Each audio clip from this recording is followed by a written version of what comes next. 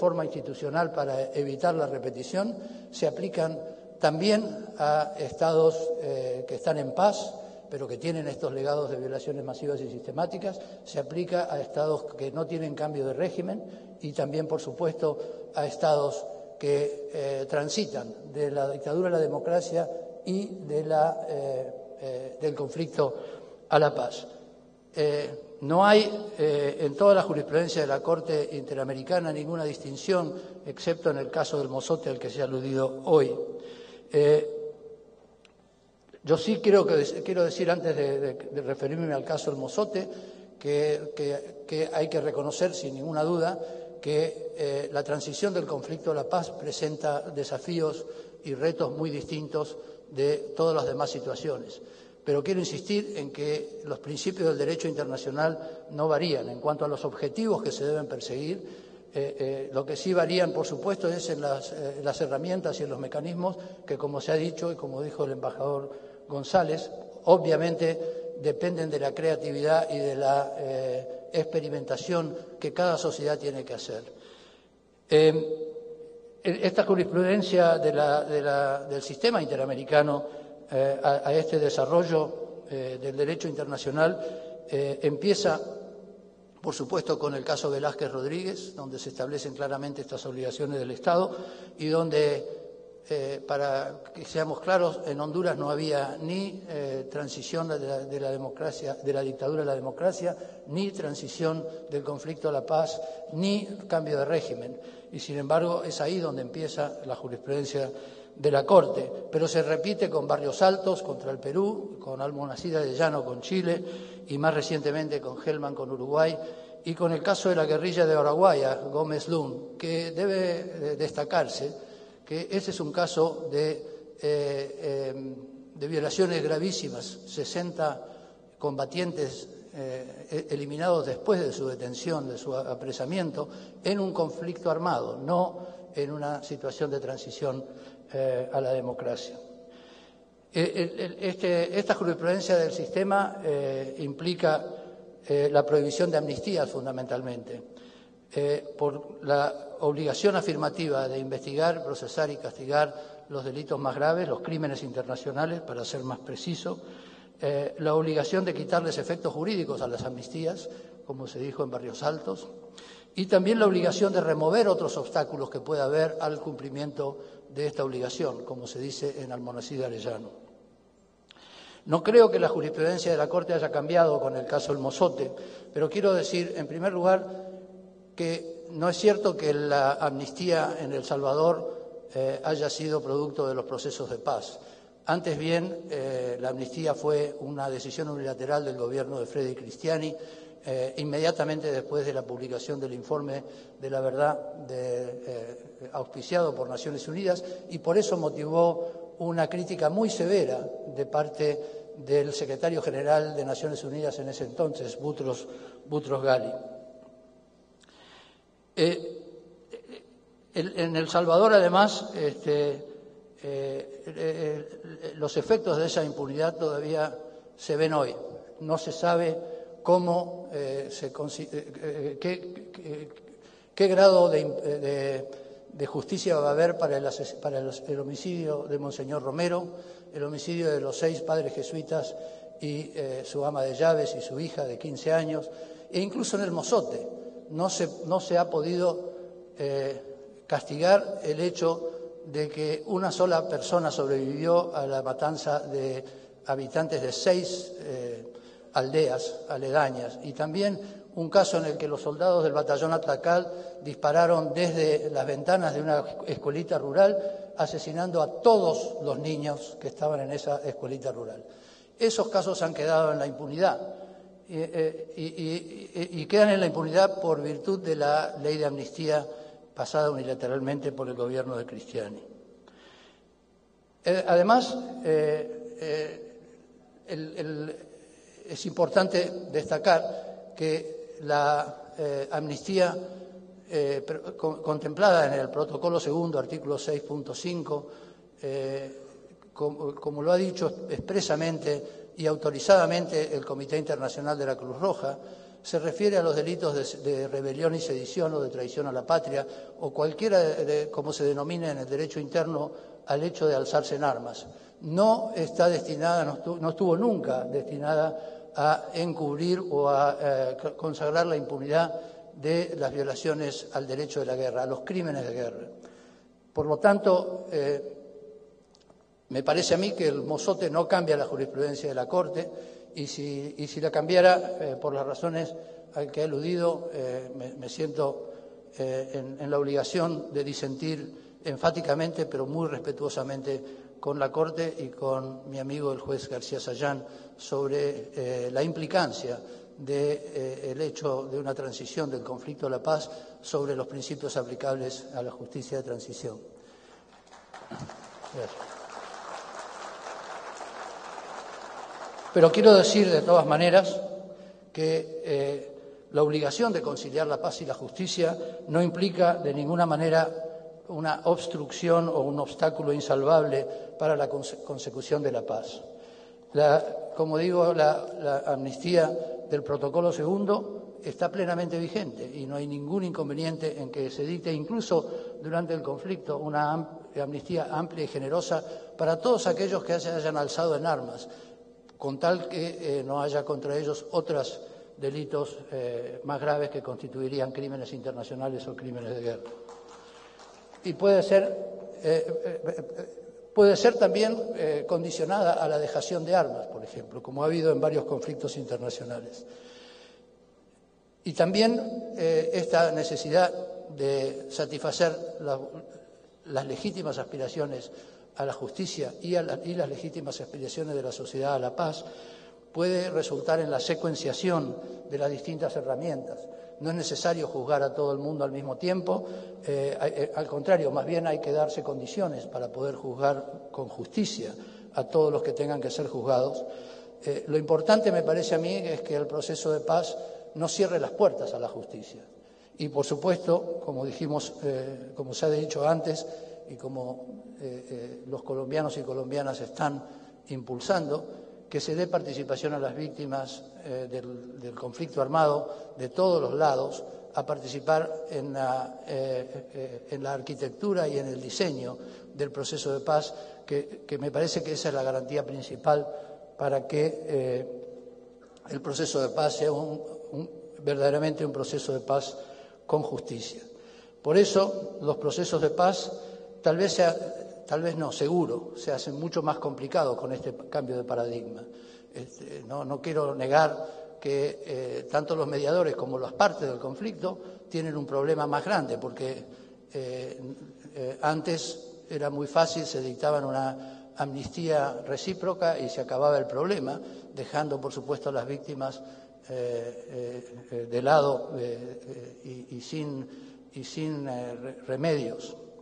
Pero, al mismo tiempo, esta dificultad que se le crea al proceso de paz hace que sea más importante conseguir procesos de paz y negociarlos de una manera que satisfaga todas las necesidades de todos los actores sociales, empezando con las víctimas, pero también de las comunidades afectadas, aunque no puedan ser designadas directamente, individualmente como víctimas.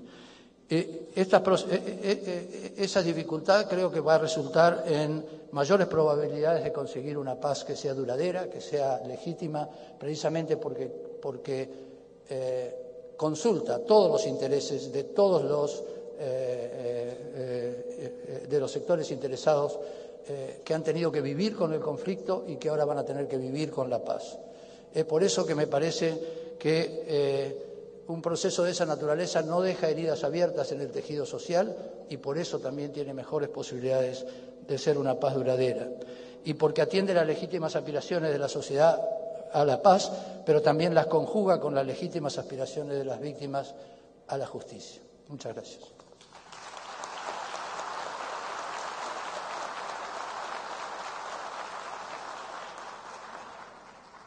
Muchísimas gracias, profesor, y desde luego, cuando termine la primera ronda, volveremos con unas preguntas muy puntuales sobre el particular. Me ha pedido el presidente igualmente que les anuncie que una vez termine esta mesa, se hará un receso para retomar hacia las 3:30 de la tarde, dejando un espacio una vez termine la mesa sobre el particular. Ahora nos complace de manera muy especial extender la palabra a don Jorge Correa Sutil, como hemos mencionado, quien tiene toda la experiencia de un gran país para mirar distintos horizontes en nuestra América. Embajador, muchas gracias, autoridades presentes, a todos muy buenas tardes. Agradezco de verdad esta posibilidad que se me abre de volver a exponerme a la experiencia colombiana tan compleja de justicia transicional, donde es necesario no solo balancear los objetivos tan complejos que ya la justicia transicional representa, sino además hacerlo en un proceso de negociación de paz. Se me pidió exponer la experiencia chilena, señalar de ella las lecciones que yo podía sacar. Escribí un texto que me tomaría, y me pensaba leerlo, tomaría unos 25 o 30 minutos. Cartagena me ha tratado de verdad con mucho cariño, con mucha calidez, con mucho afecto, y me parece que para hacer una cierta reciprocidad, y ustedes están cansados, quisiera olvidarme un poco de este papel y tratar de resumir en el menor tiempo posible los mensajes que yo quería de alguna manera reflexionar con ustedes a propósito de la experiencia chilena. Tengo una breve introducción, quiero señalar 4 cosas de lo que creo que fue la secuencia de verdad y justicia en Chile, hasta donde la hemos logrado, y luego extraer 4 lecciones de ese proceso.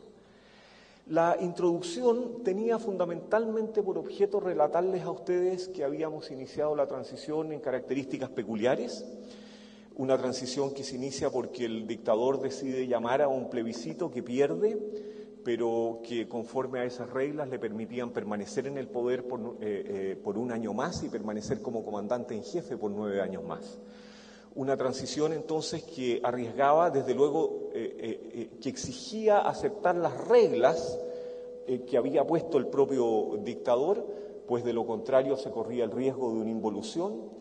Una transición a la democracia donde los objetivos de la justicia transicional debían ser cuidadosamente diseñados precisamente para no volver atrás, para no arriesgar la dictadura nuevamente.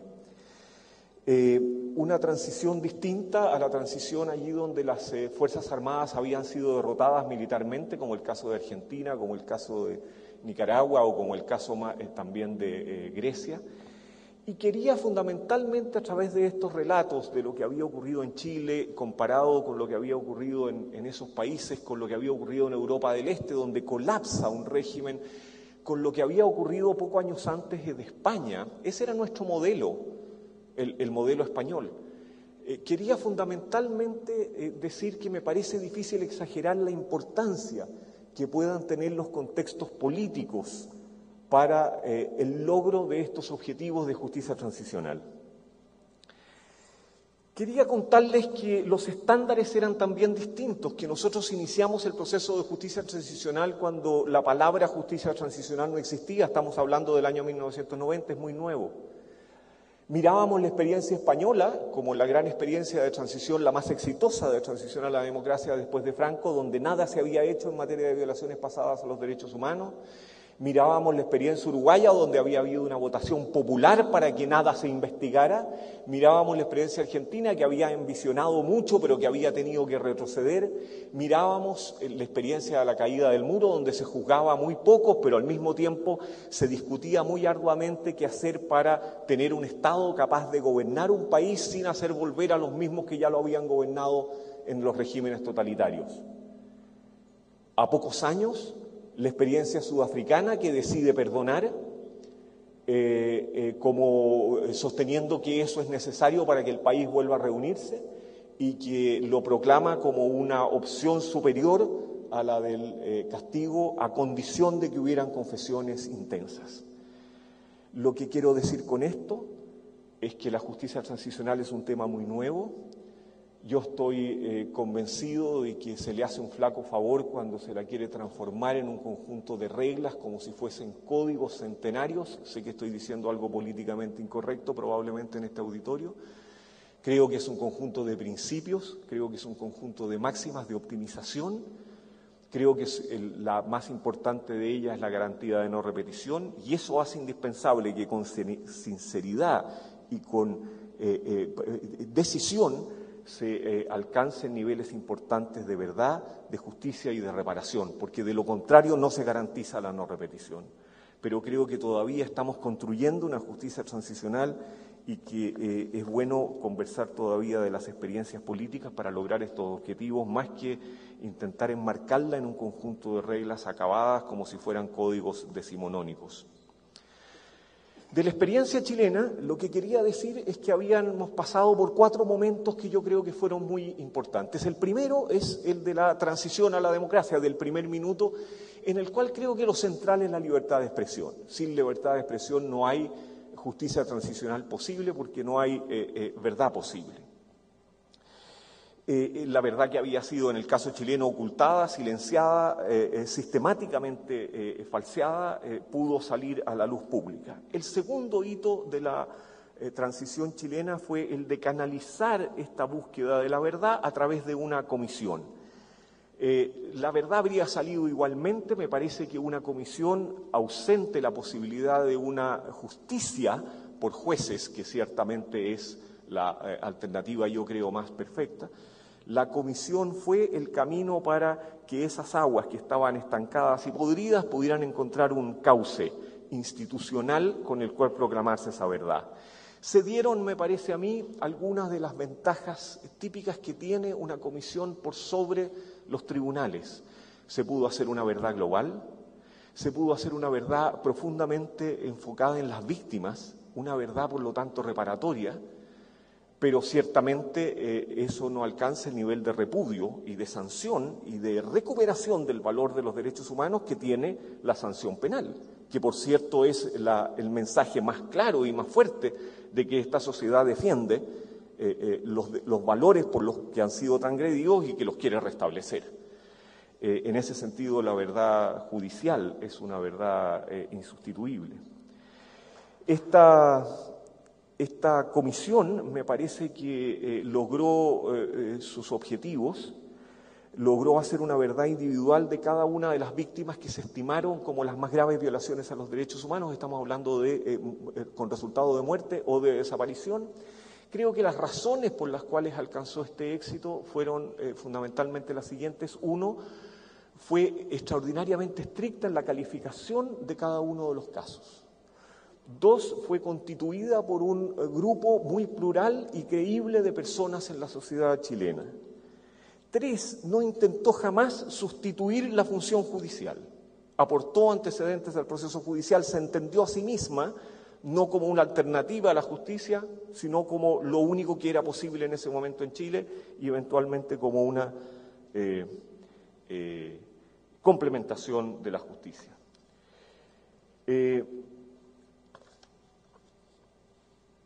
Esta forma de relatar la verdad fue una condición indispensable para permitir que el Estado iniciara un proceso de reparación.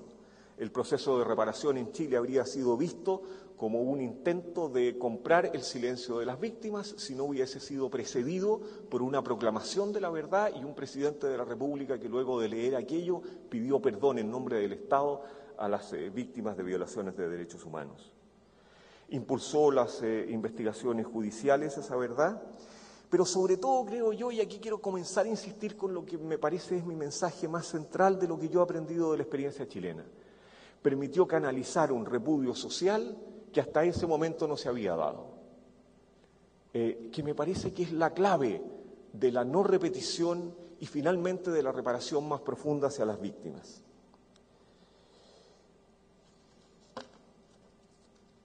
El tercer hito que yo quería relatarles, y traía muchas notas al respecto, pero seré muy breve, es el del reconocimiento de la verdad. Por lo menos en el caso chileno, una cosa fue proclamar la verdad por parte de una comisión oficial y otra fue que la sociedad entera fuese reconociendo esto como lo que de verdad había ocurrido en Chile. Y eso tomó muchas etapas. En un comienzo la verdad fue negada, luego se habló de excesos en la lucha o en la confrontación armada que habíamos tenido, lo cual era falso.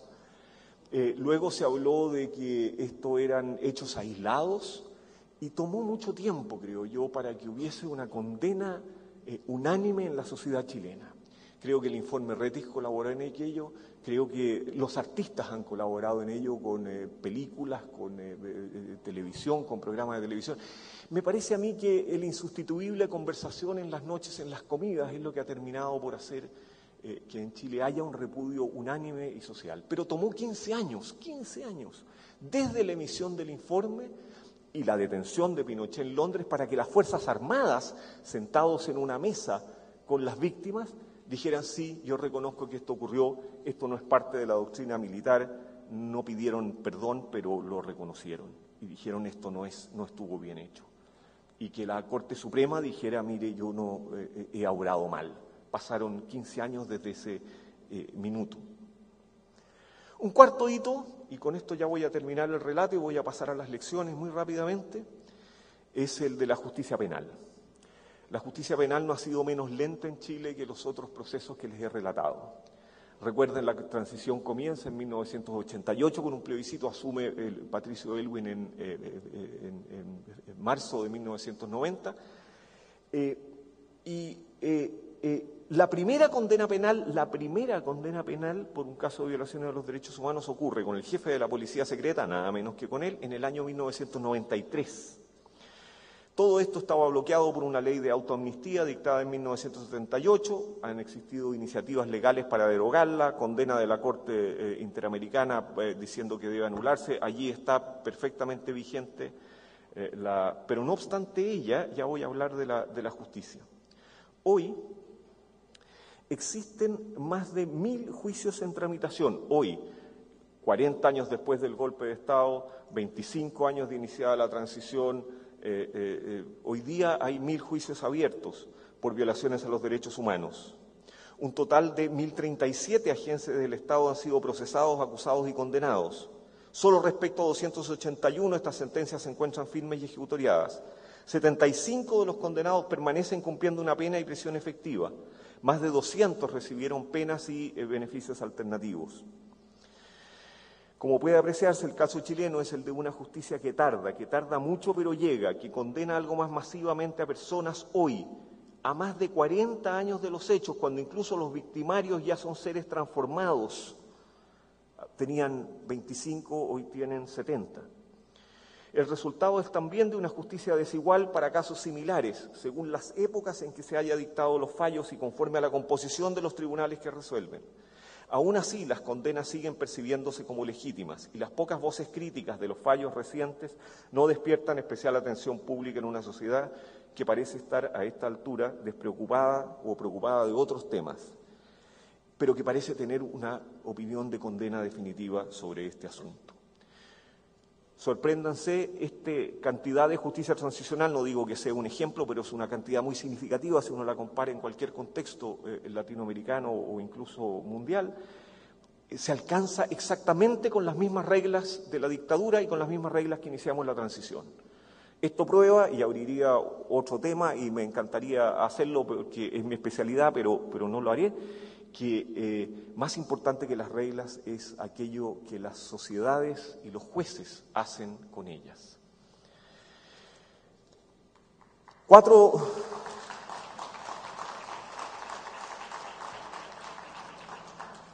lecciones de la experiencia chilena y termino porque ya dije que iba a ser breve y espero que me aplaudan al final. Su extensión. El proceso en Chile ha tomado mucho más tiempo del que nadie habría supuesto. Al asumir el mando, el presidente Aylwin en 1990 dijo lo siguiente: considero mi deber evitar que el tiempo se nos vaya de entre las manos mirando hacia el pasado. La salud espiritual de Chile nos exige encontrar fórmulas para cumplir en un plazo razonable estas tareas de saneamiento moral, de modo que más temprano que tarde llegue el momento en que reconciliados todos miremos con confianza hacia el futuro y aunemos los esfuerzos de la tarea que la patria nos demanda. Se constituiría una comisión, trabajaría 9 meses, en un año esto quedaría en el pasado de Chile. Llevamos a 40 años de esto, a 25 años de esas palabras, 1000 juicios abiertos, y las personas siguen siendo condenadas. Todo ha sido mucho más largo de lo que esperábamos. La extensa historia nos ha enseñado que los horrores del pasado no se resuelven nunca, como algunos hubiesen querido, sino que a lo más que uno puede aspirar es a procesarlos mejor y a dar ciertas y muy limitadas certezas acerca de cómo se desenvolverán. No se trata tan solo de lo mucho que dura la memoria, tampoco solo el tiempo que puede tomar la captura de un criminal prófugo, y ni siquiera la extensión alude únicamente a los procesos de duelo y que se arrastran con verdades que salen a goteos. Se trata también del largo tiempo en que permanece un alto grado de incertidumbre acerca de las normas que rigen, acerca de cuánta verdad, cuánta justicia y cuánta impunidad van a terminar por imponerse. ¿Y por cuánto tiempo es posible que sigan cambiando las reglas y principios que establecen los acomodos entre la justicia deseable y la impunidad inevitable? Sé que oiré pifias con la palabra impunidad inevitable, pero es lo que yo pienso. Como ya la segunda lección que yo creo que saco yo, por lo menos de la experiencia chilena, es que el largo proceso se detuvo muchas veces, pero nunca retrocedió. En Chile, alguna parte de la verdad se socializó incluso en épocas de la dictadura y luego se ha incrementado en sucesivas y sorprendentes oleadas que nunca se han transformado en marejadas. Sin embargo, durante extensos periodos de esa larga historia, cualquier observador desapasionado habría pronosticado que ya no quedaba nada por ocurrir, porque la verdad alcanzada parecía haber saturado la capacidad de horror o de compasión de la sociedad. Creo que esos son los ritmos que finalmente tienen las justicias transicionales. Tanto cuanto la sociedad sea capaz de absorber los horrores que ella misma vivió y de la cual es en parte, o muchos somos en parte responsables. Todos creíamos la justicia transicional terminada cuando el viejo autócrata decidió que no quería morir antes de visitar Londres y fue detenido allí, y eso levantó nuevamente el tema. Y entonces, 30 años después, se instaló una comisión para investigar ahora la verdad de lo ocurrido en casos de tortura, 30 años después de iniciada la transición. 15 años después de iniciada la transición, 30 años después de los hechos. Tercera cuestión que aprendo de la experiencia chilena: los momentos en que se intensifica socialmente el repudio a las violaciones de derechos humanos, que son, por lo menos en la historia chilena, de oleadas sucesivas, como he dicho, de altos y bajos, son momentos formidables, son oportunidades formidables para la reforma institucional que consolida la democracia. Pienso que si bien el éxito tolera que los procesos sean lentos o parciales, no hay posibilidad de éxito, no hay posibilidad de verdad ni de justicia, ni de repudio social a la violencia, si la sociedad estima ilegítimas las medidas que se toman o se pierden los entornos en los que se afianza la democracia y la paz. Lo que digo no significa que no haya que arriesgar nada o que cualquier acomodo, descafeneimiento, se decía aquí, sea legítimo. Tampoco quiero decir que no se invoque con frecuencia la prudencia, la paz o la democracia como excusas para hacer menos de lo que en verdad se puede hacer sin arriesgarlas. Solo supongo que es una obligación moral prioritaria de quienes ejercen el poder no arriesgar la involución de la paz y de la democracia, que son indispensables para que ella se desenvuelva, y que en cambio la paciencia puede acompañar procesos incrementales. Sin embargo, lo que parece posible y necesario es aprovechar esos momentos de aguda conciencia para reformar las instituciones que hicieron posible las violaciones a los derechos humanos. Es el caso chileno con la justicia, con militares, que creo que se han ido poco a poco democratizando, y tenía largas historias en cada uno de ellos que me saltaré. Última sorpresa, y con esto sí ya termino. El carácter incremental del proceso. La consigna del presidente Elwin al iniciar la transición 25 años atrás fue toda la verdad y la justicia en la medida de lo posible. Una frase que mereció las pifias de los grupos de derechos humanos.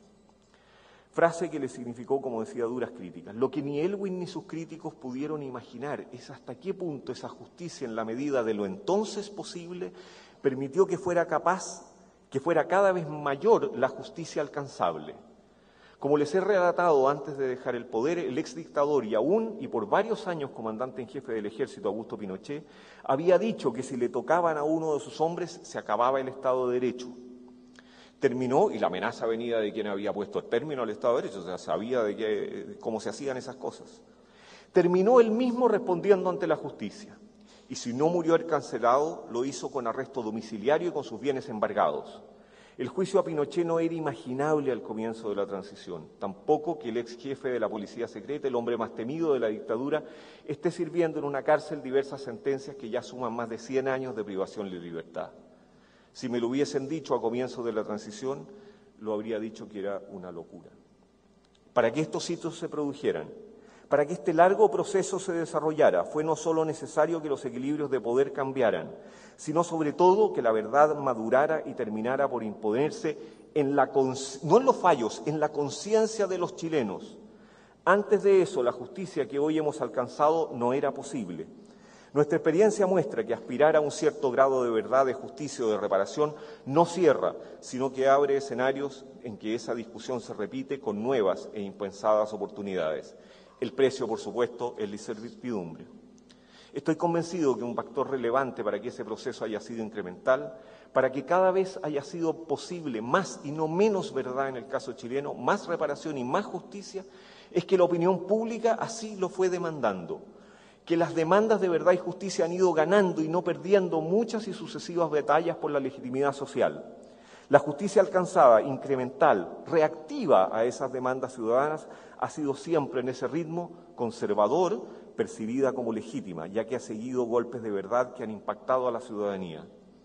La demanda por justicia ha podido sobreponerse a los gestos intimidantes de las protestas militares al comienzo de la transición y a los más dramáticos que son los suicidios de quienes hoy son acusados. Si los aspectos oscuros de este largo proceso incremental, entre los cuales cuento la desigualdad y el exceso de incerteza, pesan menos que los lados claros, no es en última instancia porque se ha hecho posible más castigo, en sí valioso, sino sobre todo, y estos son los frutos que quisiera proponer como los más valiosos, porque esa prolongada, intrincada y paradójica forma de construir verdad y justicia ha terminado por crear una barrera poderosa de prevención.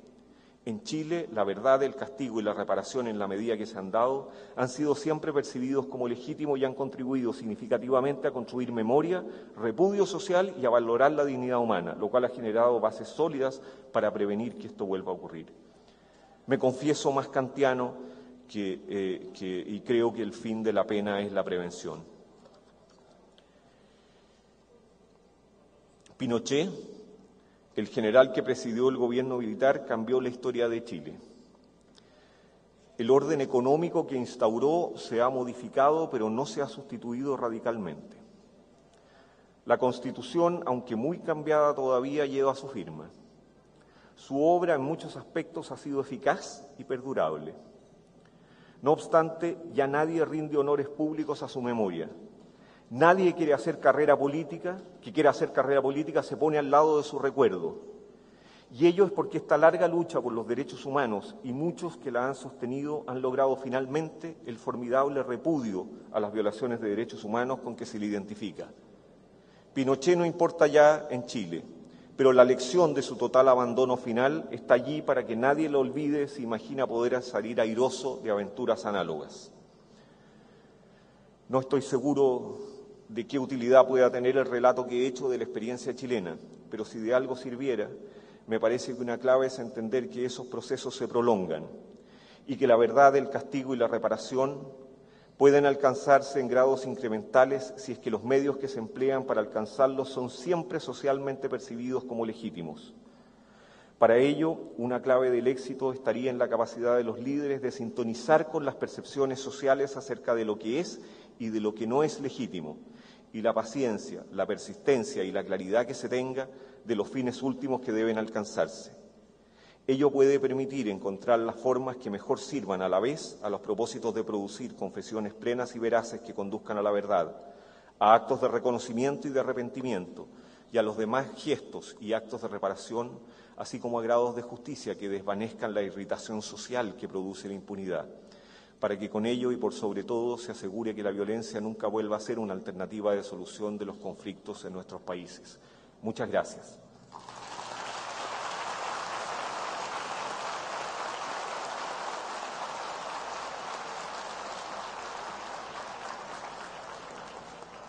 Muchas gracias, don Jorge. aprovechamos para un saludo muy especial al vicecanciller, al doctor Francisco Echeverri, por su conducto, a la canciller María Ángela Holguín por todo el apoyo a este evento. Y a continuación escucharemos a Iris Marín, subdirectora general de la Unidad para Atención y Reparación Integral a las Víctimas. La doctora Iris, con una amplia trayectoria de jurista, con maestría en formación del derecho, ha sido cultora y asesora en distintas disciplinas y organismos vinculados al respeto y garantía de los derechos humanos.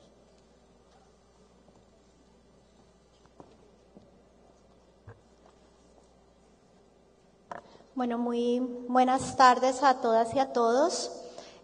Quisiera en primer lugar agradecer muy especialmente a la Corte Interamericana de Derechos Humanos por haber propiciado este espacio de reflexión tan importante y por la invitación que ha formulado a la Unidad para la Atención y Reparación Integral a las Víctimas a participar. Igualmente, pues me siento muy orgullosa de ser la primera mujer que intervengo el día de hoy, entonces lo voy a tomar con mayor responsabilidad.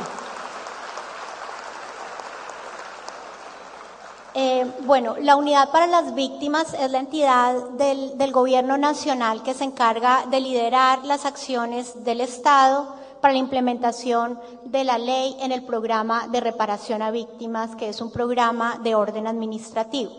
Yo quisiera hacer mención, en primer lugar, bueno, la ley ya se ha mencionado varias veces en las intervenciones que me han precedido y en los paneles anteriores principalmente, pero quisiera decir que esta ley representó un hito político, pero también un hito jurídico en varios aspectos. En primer lugar, la ley permitió el reconocimiento en Colombia de la existencia de un conflicto armado que hasta ese momento no estaba reconocido por el Gobierno Nacional. Reconoció por primera vez, habían leyes y normas de asistencia y atención a víctimas previas, pero ninguna de ellas había reconocido la posibilidad de que hubiera víctimas de responsabilidad de hechos de agentes del Estado. La ley de víctimas es la primera norma colombiana que permite la asistencia o reparación o atención a víctimas desde el gobierno de víctimas de hechos causados por el propio Estado. A diferencia de las normas anteriores, y particularmente para quienes conocen el contexto jurídico colombiano, es la primera norma que basa la reparación administrativa en el deber de garantizar los derechos humanos y no en el deber de solidaridad. Había una norma anterior, el decreto 1290 del 2008 del gobierno anterior, que había establecido un programa masivo de indemnizaciones que, sin embargo, se basaba en que era una gracia solidaria del Estado dar reparación a las víctimas. Sin embargo, la ley 1448 se fundamenta en la obligación jurídica de reparar a las víctimas basado en el deber de garantizar los derechos humanos. Este fue un punto fuerte de discusión en el Congreso de la República y finalmente, porque los proyectos iniciales hablaban de solidaridad, pero finalmente se eliminó este término de solidaridad para asumir un enfoque de deber de garantizar los derechos humanos. Otro cambio importante y digamos otro potencial importante de la ley de víctimas es que establece el programa de reparaciones con vocación de integralidad, no solo en el ámbito individual, sino también en el ámbito colectivo, y no buscando únicamente la indemnización, que es una medida muy importante, sino también complementando con otro tipo de medidas, y ya más adelante voy a hacer referencia a ellas. En virtud y en vigencia de la ley de víctimas se estableció un programa que tiene un despliegue institucional muy importante. Se crearon 3 instituciones nuevas especializadas en atención y reparación integral a las víctimas: la Unidad para las Víctimas, a quien represento el día de hoy, la Unidad para la Restitución de Tierras y el Centro de Memoria Histórica. Y creó un Sistema Nacional de Atención y Reparación Integral a las Víctimas, conformado por más de 45 entidades nacionales, todos los municipios y todos los departamentos. así como una infraestructura muy importante de participación de víctimas. Hay mesas de participación constituidas por víctimas en todos los municipios del país.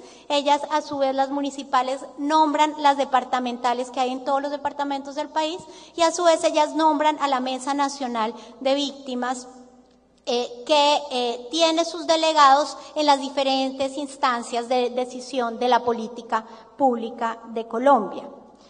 La próxima semana, de hecho, aquí en Cartagena se va a instalar la nueva Mesa Nacional de Víctimas, porque tienen vigencia de cada 2 años las mesas, pues. Esto quiere decir que es una política que basa su implementación en la transparencia, la rendición de cuentas y la construcción conjunta con las víctimas, lo cual es un reto a la institucionalidad, porque pues digamos es más fácil hacerlo sin estar consultando la voz exigente, obviamente exigente, de las víctimas, porque tienen derechos, tienen frustración y han tenido muchos años de desconocimiento y desatención. Yo quisiera decir que la ley de víctimas es resultado no solo, pues por supuesto, de la voluntad del gobierno colombiano, del presidente de la República, que en el 2010 decidió presentarla al Congreso de la República, y del Congreso de la República que la aprobó. Es también el resultado del trabajo por la defensa de los derechos humanos durante muchos años en Colombia. La ley de víctimas, de alguna manera, lo que hace es reconocer desde el Estado colombiano que en Colombia ha existido un conflicto armado que ha generado violaciones a derechos humanos, infracciones al derecho internacional humanitario de manera masiva, y que no son hechos aislados, puntuales o de menor importancia, sino que requerían una respuesta institucional, estructural, de parte del Estado colombiano. Eso no hubiera sido posible si las sentencias y decisiones que la propia Corte Interamericana de Derechos Humanos expidió para visibilizar esa situación en momentos en que esa no era una realidad reconocida públicamente, y mucho menos pues por el Estado colombiano. El programa de reparación a víctimas colombiano incluye víctimas tanto individuales como colectivas. Uno de los primeros trabajos que tuvimos que hacer en estos 3 años fue unificar los diferentes registros de víctimas que existían en Colombia, y además superar el subregistro histórico existente que había en esos mecanismos previos de atención. Hoy en día, en Colombia, a corte de 1 de abril, registramos 7.124.000 víctimas del conflicto armado, de las cuales 5.600.000 más o menos son sujetas activas de atención.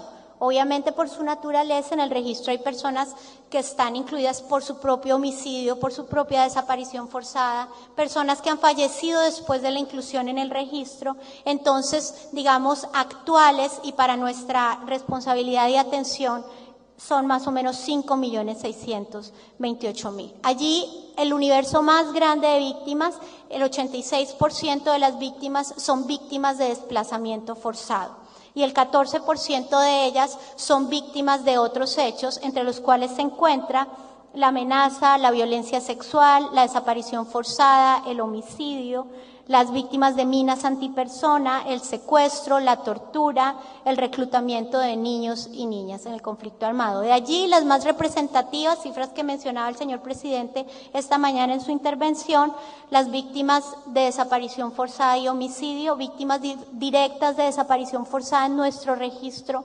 contamos más de 45.000 víctimas directas y 155.000 incluyendo a sus familiares. Y de homicidio, 263.000 víctimas directas y casi 1 millón incluyendo a sus familiares que le han sobrevivido. ¿Qué medidas contempla el programa de reparación administrativa? A nivel individual, contempla una medida de indemnización sobre unos topes que, como también decía el señor presidente de la República, de ninguna manera buscan compensar un daño que por definición es irreparable. Tampoco son topes que se acerquen a los montos que podría demostrar una víctima en una instancia judicial. Los montos más altos de indemnización son de alrededor de $10.000 por hecho victimizante. Entonces, sabemos que son inferiores a los judiciales, sabemos que no compensan un daño que es irreparable, pero también establecen la posibilidad de dar cobertura a la mayor cantidad de víctimas posibles, teniendo en cuenta el universo descomunal de víctimas y de dolor que ha causado el conflicto armado en Colombia. Además de la indemnización, tenemos medidas de restitución que principalmente están dirigidas a las víctimas de desplazamiento forzado. Restitución de tierras, restitución como retorno o reubicación de los desplazados en un lugar donde puedan volver a elegir libremente el lugar donde quieren vivir, restitución de créditos y pasivos, restitución de vivienda. Igualmente, medidas de rehabilitación. Tenemos un programa del Ministerio de Salud recientemente creado, el PAPSIVI, que es el Programa de Atención y Salud Integral a las Víctimas, que tiene componentes de rehabilitación física y de atención psicosocial que se complementan con la atención psicosocial que da directamente la Unidad para las Víctimas y que da también el ICBF en el caso de niños y niñas víctimas del conflicto armado. Adicionalmente, tenemos medidas de satisfacción y garantías de no repetición. Entre las medidas de satisfacción podría resaltar una carta que entregamos a todas las víctimas que están en proceso de reparación, donde el Estado manifiesta su compromiso de cumplir el deber de reparar los daños que ha sufrido y que no debió haber sufrido por causa del conflicto armado. Quiero decir que hacer referencia brevemente a las complementariedades entre la reparación administrativa y la reparación judicial. El relator especial de las Naciones Unidas sobre Verdad, Justicia y Reparación, Pablo de Greiff, el año pasado sacó su informe sobre programas de reparación. Y dice allí, los programas de reparación son, en el mejor de los casos, procesos administrativos que, entre otras cosas, eluden algunas de las dificultades y los gastos asociados a los litigios. Para los demandantes, los programas de reparación por vía administrativa son comparativamente más favorables que los procesos judiciales cuando se trata de violaciones masivas, pues ofrecen resultados con mayor rapidez, entrañan menos gastos y tienen normas de prueba menos estrictas, procedimientos no contenciosos y una mayor probabilidad de obtener algún tipo de reparación, aunque ello no sea motivo para impedir el acceso a los tribunales con fines de obtener reparación, si es una razón para crear programas administrativos. Entonces, la reparación administrativa busca dar un mecanismo mucho más asequible a las víctimas y llegar a universos tan grandes como el de Colombia, dado el hecho duro pero irreversible de que probablemente la Administración de Justicia no va a tener la capacidad y no ha tenido hasta el momento la capacidad de atender los millones de solicitudes de reparación que implican este universo tan grande de víctimas. Ahora bien, quisiera hacer referencia en este aspecto de reparación judicial y administrativa, los alcances de la responsabilidad en los programas de reparación administrativa. Sin duda, la reparación implica una definición de la responsabilidad de quien cometió el hecho. Allí, los programas de reparación tienen algunos alcances, pero también tienen algunas limitaciones. La Unidad para las Víctimas, en particular, como entidad del Gobierno Nacional, como entidad administrativa, tiene dos limitaciones para definir las responsabilidades. Una limitación fáctica y una limitación jurídica. La limitación jurídica es que no somos, siendo un organismo administrativo del gobierno, no tenemos la competencia para definir responsabilidades ni penales, ni administrativas, ni generales, ni globales por los hechos.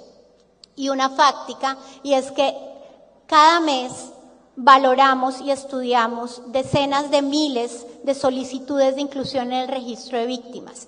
Y es imposible poder entrar a hacer un análisis detallado de las responsabilidades.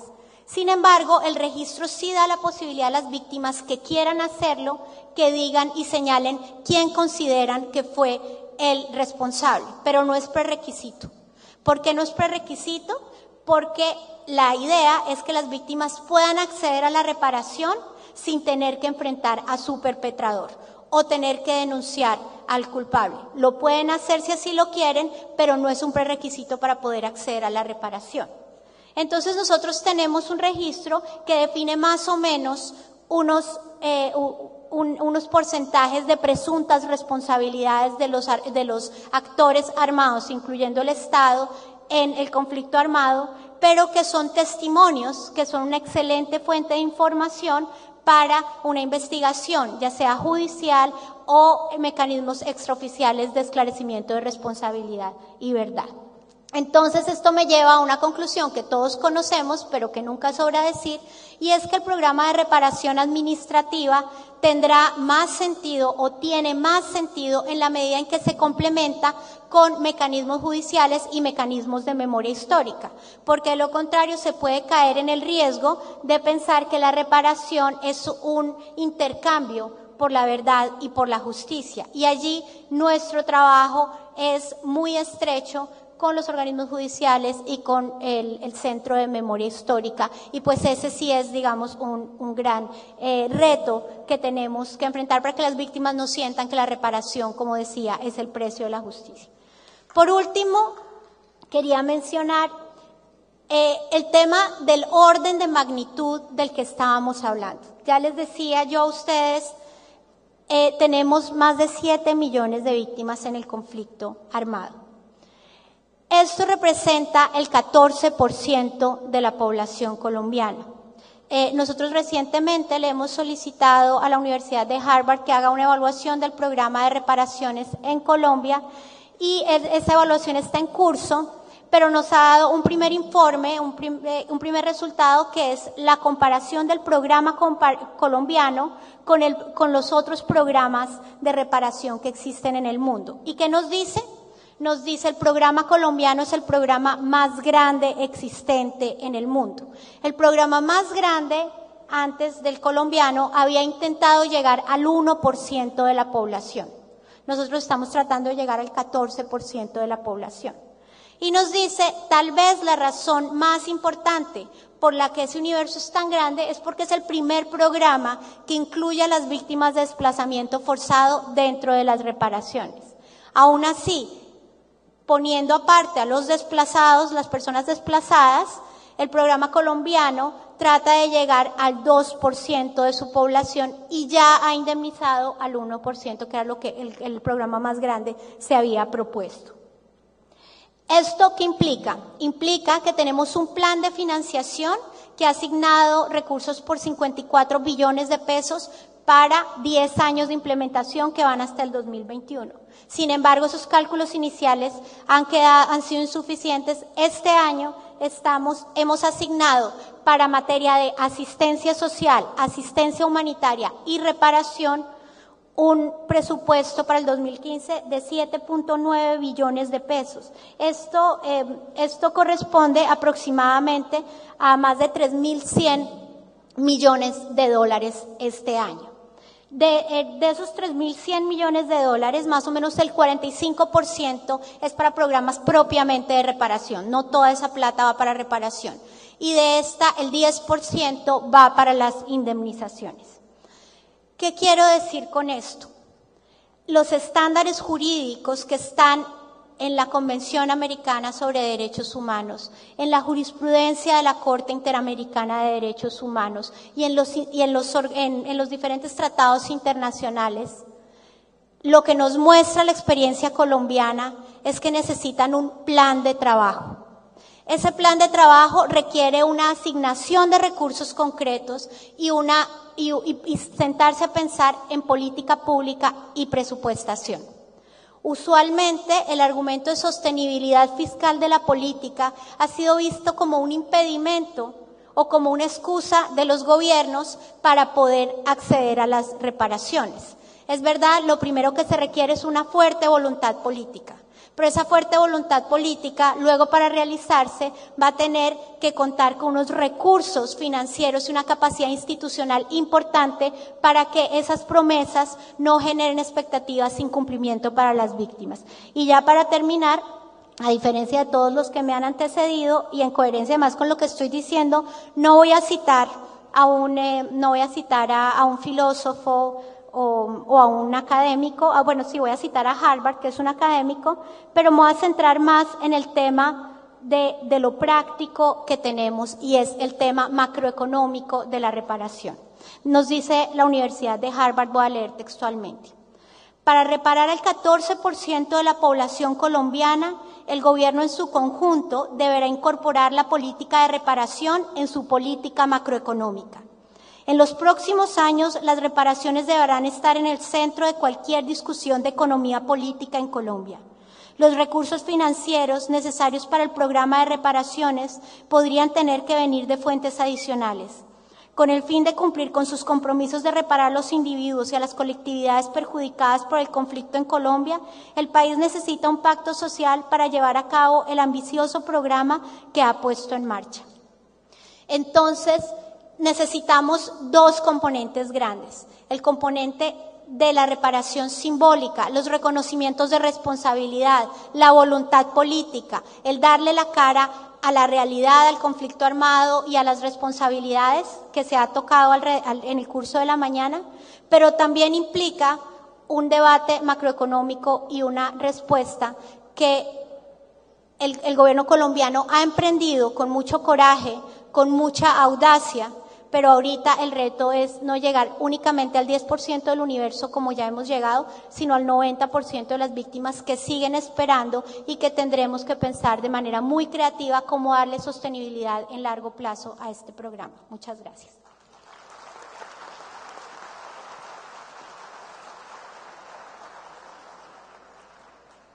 Muy bien, entramos a la parte final de este panel. Desde la mesa les voy a pedir a los participantes, en sentido inverso a cómo comenzamos, que atiendan unas reflexiones adicionales y quizás de conclusión. A la doctora Iris, en su condición de mujer, con la sensibilidad especialísima que tiene ese ser tan significativo en nuestra sociedad como la mujer, ¿cuál es el impacto? ¿Cómo han medido, cómo han visto el problema, la afectación de la mujer en este gran drama humanitario?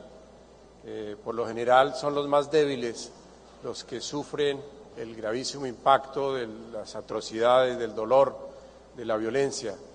¿Cómo en ese cuadro está el tema de la mujer y obviamente de los niños, niñas y adolescentes? Y como ella lo ha dicho, se requiere un esfuerzo enorme del país durante quizás varias generaciones para atender la solución a este tema, pero también, como lo ha señalado el presidente y Sergio Jaramillo, una vez resuelto el conflicto, eso generará mucho más crecimiento, mucho más prosperidad que podrá ser reinvertido en beneficio de la nación.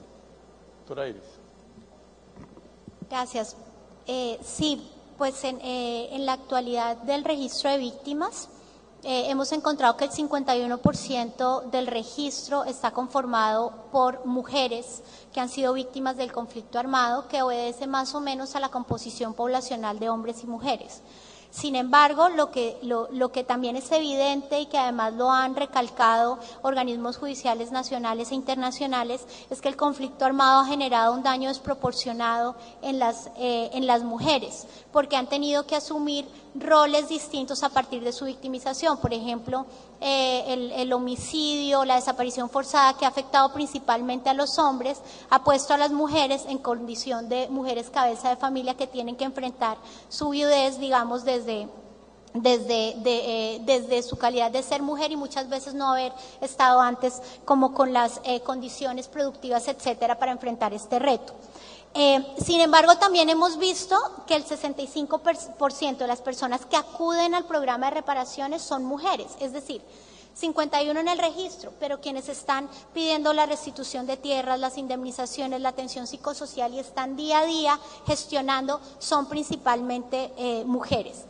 Tenemos también unos procesos de reparación colectiva, que tal vez no mencioné ahorita en mi intervención, que también son muy importantes y muy transformadores, y además están relacionados con esto que mencionaba el comisionado Sergio Jaramillo en su intervención, de la importancia de colectivizar la reparación por el mayor impacto que tiene. Allí estamos trabajando con 10 organizaciones de mujeres, que como organizaciones de mujeres sufrieron la victimización del conflicto armado. La mayoría de ellas son organizaciones populares de mujeres rurales. Por ejemplo, una de ellas es la Asociación Nacional de Mujeres Campesinas e Indígenas de Colombia. Otras, por ejemplo, la Organización Femenina Popular, que son mujeres rurales que se asociaron a veces para tener unas capacitaciones a mujeres en entornos muy rurales para proyectos productivos o tener lugares donde tener a los hijos, comedores comunitarios, etcétera, cosas muy puntuales e inofensivas, pero que empezaron a generar una voz política también en las regiones, y eso llevó a que se vieran afectadas. Entonces sus lideresas fueron asesinadas, a veces sus sedes fueron también amenazadas, de manera que las mujeres no volvieron a reunirse en las sedes, e inclusive a veces cometieron ataques contra las sedes, y muchas de ellas ahora nos piden recuperar su sede para recuperar su capacidad organizativa. Entonces las mujeres han sido víctimas del conflicto armado, pero también hemos visto que han tenido una capacidad enorme y especial en la reconstrucción de las comunidades, en el reclamo por la reparación y en la construcción de paz. O sea, sí, las mujeres están en esta etapa de construcción de paz jugando un liderazgo que realmente es muy, muy interesante. Muchas gracias, doctora Iris. Doctor Jorge Correa, y gracias por la ilustración sobre la experiencia en el caso chileno. En nuestra América tenemos grandes desafíos. En la última década hubo cerca de 1 millón de muertes violentas, y eso nos coloca frente a otros continentes con ese gran horizonte y con esa gran responsabilidad de encontrar salidas. Y ya se ha mencionado el día de hoy cómo la vía de resolver un conflicto va a prevenir graves violaciones de derechos humanos. Usted mencionaba la importancia de la verdad, de los caminos hacia la verdad, el papel de la prensa, de la sociedad civil, pero también esa relación entre lo internacional y lo interno. ¿Qué lecciones cree usted que podrían quedar luego de su vivencia frente al caso en general en América y desde luego en el caso colombiano? La solidaridad y la presión internacional hacia el gobierno de Chile mientras estábamos en dictadura fue muy importante. La detención de Pinochet en Londres fue muy importante. Estoy invitado por la Comisión Interamericana de Derechos Humanos a este evento y no quisiera ser crítico, pero me parece que uno de los, ¿cómo lo pongo? Me parece que uno de los desafíos más importantes de la justicia internacional consiste en su capacidad de sintonizar con la realidad política interna y con lo que es lograble y con lo que no es lograble en esa justicia, en esos ámbitos internos. Quiero poner 2 ejemplos. La Corte Interamericana de Derechos Humanos condenó a Chile, en el caso Almonacid, a derogar o dejar sin efecto el decreto ley de amnistía. Esto fue el año 2007, o sea, ya llevamos 8 años. El gobierno chileno no ha cumplido. Y yo no conozco ninguna presión interna para que el gobierno chileno cumpla con ello. Creo que la decisión de la Corte Interamericana cayó en un terreno no apto. Porque el decreto ley de amnistía ya no nos importa a los chilenos, los jueces ya no lo aplican. Y la discusión respecto de una derogación del decreto ley de amnistía nos provocaría una enorme discusión respecto a si, habiéndose derogado, debe los efectos producirse todavía sin efecto retroactivo. En cambio, una sentencia como la de una mujer que fue privada del cuidado y la tuición de sus hijos una vez separada porque era lesbiana, provocó en Chile un cambio muy significativo, porque la sentencia de la Corte permitió cristalizar una crítica pública muy potente que había para el cambio político de esa situación y para el cambio cultural y de alguna manera dejar atrás dejar como en la zona de lo prohibido el criterio retrógrado de quienes censuraban de esa manera la homosexualidad femenina. Entonces yo, a partir de esas dos lecciones, me pregunto cómo hacemos, creo que es uno de los grandes desafíos de la justicia internacional, cómo hacemos para que la justicia internacional pueda tener desde esa distancia la capacidad de olfato político que yo creo que toda buena justicia debe tener, para conjuntamente con la reafirmación de los estándares de moral que les son aplicables a los países, la oportunidad, la forma de decirlo, la exacto resultado de su sentencia sean visualizados con una mirada que yo no puedo decir que sea jurídica, que a mí me parece indispensablemente política y que me parece que los tribunales al interior de los países suelen tener, pero que es más difícil que la justicia internacional la tenga. Muchas gracias. Profesor Juan Méndez y expresidente de la Comisión Interamericana de Derechos Humanos igualmente, usted ha señalado cómo hay una realidad, una especificidad, y en el caso colombiano ciertamente no estamos frente al tránsito de una dictadura a una democracia, sino una situación de tránsito de un conflicto, quizás el más antiguo en América, hacia una consolidación institucional y la solución de la misma. Pero al mismo tiempo nos cabe la pregunta de cómo usted, que ha participado en esa construcción de derecho en América, cómo América podría tener una gran oportunidad en este instante frente al caso colombiano para construir derecho, para esa relación dinámica entre hechos y derechos, que es lo que genera la vida jurídica de toda la institucionalidad. Usted mencionaba en su exposición la importancia de explorar, de mirar herramientas, instrumentos jurídicos sin sacrificar los valores sustanciales. ¿Quisiera usted ahondar un poco más en este punto, profesor? Muchas gracias. Bueno, Colombia tiene ventajas comparativas importantes porque tiene instituciones, porque tiene experiencia y cultura jurídica importante, que otros países con conflictos armados comparativamente no la tuvieron en el pasado y no la tienen ahora.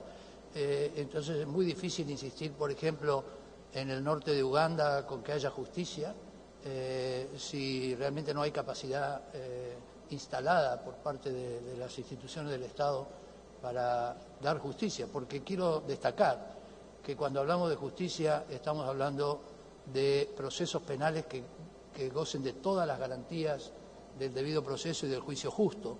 Hacer cualquier medio de, digamos, de cortar camino y condenar a alguien sin un juicio justo deslegitima todo el proceso y es contrario, por supuesto, al derecho internacional. Pero también me refiero no solamente a la cultura jurídica del país, sino los ejemplos que está dando la doctora Iris. Por ejemplo, Colombia está construyendo pasos hacia la justicia de transición y hacia la resolución del conflicto. En todos los casos van creando condiciones de confianza entre las partes del conflicto y condiciones de legitimidad en la sociedad, porque estoy completamente de acuerdo con Jorge Correa en que lo más importante para el éxito de las políticas de justicia y también de paz es el consenso social, que se logra a veces muy dificultosamente, pero que es deber ineludible del Estado buscarlo por medio de las herramientas. De la misma manera, quiero recoger lo que dijo hoy el excelentísimo presidente Santos, de que la justicia de transición es ante todo y fundamentalmente justicia. En ese sentido es justicia no en términos retóricos, no en términos filosóficos, es justicia aplicando el proceso penal a aquellos, por lo menos a los que tienen mayores responsabilidades por los crímenes internacionales. Pero es también acceso a la justicia por parte de las víctimas de esas violaciones. Y es acceso a la justicia, pero es también acceso a la verdad. Y en ese sentido recojo también de la experiencia chilena la contribución a la justicia transicional, que consiste en dar a cada víctima una verdad circunstanciada, una verdad individualizada. Es un aporte que Chile hizo a esta doctrina que me parece muy importante. Entonces, una de las cosas que hay que evitar, como se dijo hoy esta mañana también, son los errores y los malos pasos del proceso de la Ley de Justicia y Paz, que con la extradición de los principales acusados a Estados Unidos se privó a las víctimas del proceso ordenado que la Corte Constitucional había instaurado, de exigir como contraprestación por las penas reducidas una contribución a la verdad de los hechos, cosa que ahora que están en Estados Unidos las víctimas no tienen ninguna posibilidad de obtener esa contribución por parte de ellos. Y quiero también destacar de la exposición del doctor Correa esta experiencia del gradualismo. Yo me confieso como uno de los que en su momento era de los impacientes, que pensaba que si en el primer semestre no se conseguía toda la verdad y toda la justicia, nunca se iba a poder conseguir. Y me alegro de hacerme la autocrítica ahora, no solamente por la experiencia chilena, sino también por la experiencia argentina, la uruguaya, la brasileña, la peruana, donde la insistencia de la justicia, lo que demuestra es que las demandas legítimas de la justicia no se terminan, que es una ilusión, y una ilusión muy peligrosa, pensar que se puede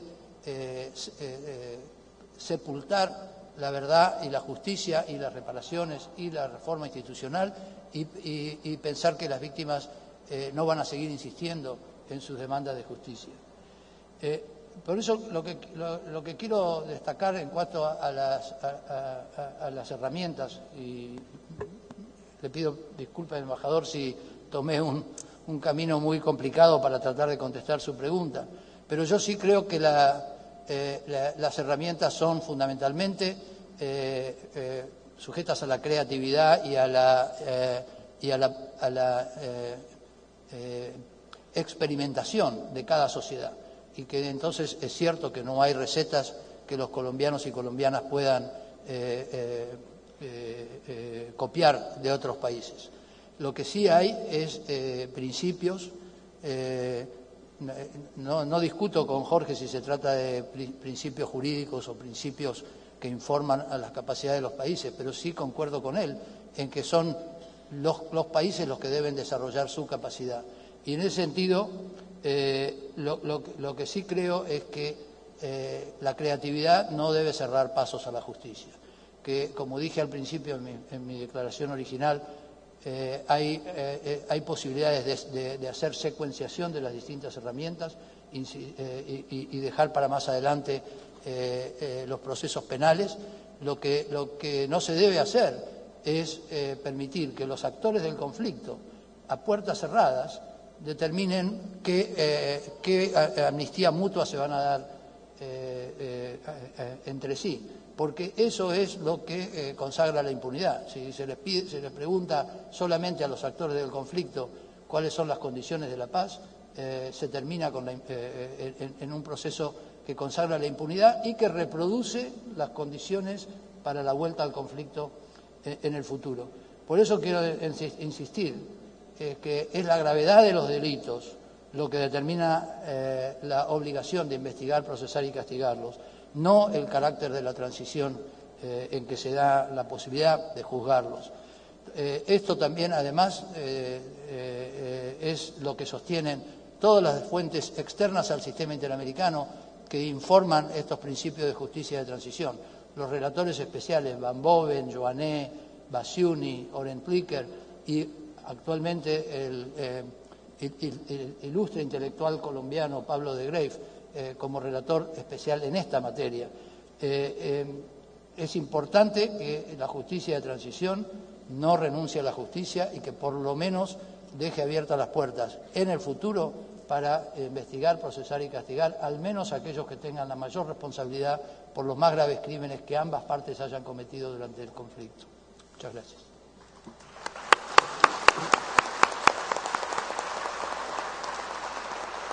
Muchas gracias a todos los expositores pero especialmente a ustedes, a los jóvenes estudiantes, a los profesores, a las mujeres, a todos quienes han concurrido en este sueño de nuestro país por buscar, encontrar los caminos apropiados para la solución de nuestro conflicto. Y en esta tarea, el concurso de la inteligencia, del pensamiento, de toda nuestra América, de toda la academia, van a ser fundamentales para encontrar ese equilibrio sustancial entre justicia, paz, reparación, verdad y no repetición. Muchas gracias y nos veremos entonces a las 3:30 de la tarde, si bien estoy, don Pablo Saavedra, 3:30, ¿no es cierto?